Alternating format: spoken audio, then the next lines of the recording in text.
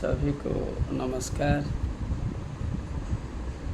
सभी लोगों ने यह प्रत्यक्ष किया है, आँखों से देखा है, कानों से सुना है कि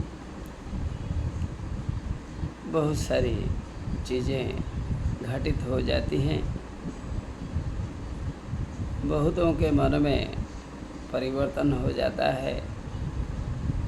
बड़े बड़े न्यायशील ज्ञानी लोगों के मन में भी विचार में परिवर्तन हो जाता है। ज्ञानी लोग भी संशय में पड़ जाते हैं, विज्ञानी लोग संशय में पड़ जाते हैं, नीतिनिष्ठ लोग भी कभी कभी संशय में पड़ जाते हैं।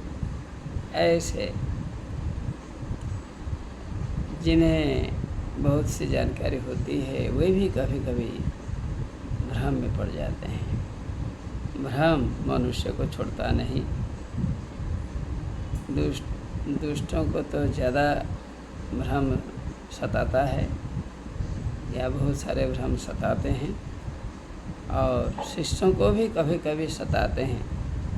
बड़े बड़े ज्ञानी लोग अपनी चतुराई से, ज्ञानी नहीं कूटनीतिज्ञ लोग अपनी चतुराई से दूसरों को भी गलत मार्ग में चलने के लिए प्रेरित करते हैं। जैसे आपने बड़े बड़े क्षेत्र में विभिन्न समस्याओं में देखी होगी, समस्याएं देखी होगी, इसमें कोई संदेह नहीं है।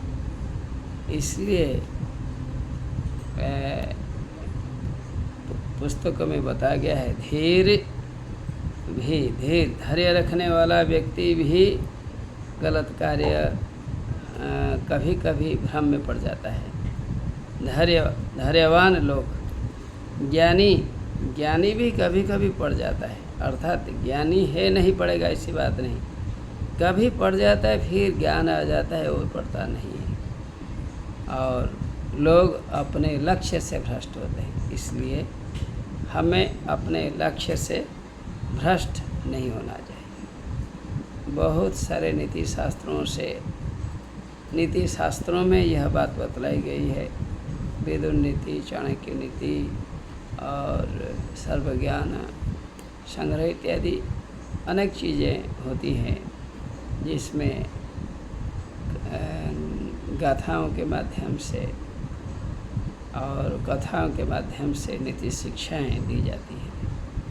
तो मैं इतना ही कहूँगा, हे मित्रों, हे सज्जनों, हे विदुषी महिलाओं, जो भी जहाँ हैं, अपने को भ्रम से वंचित रखें।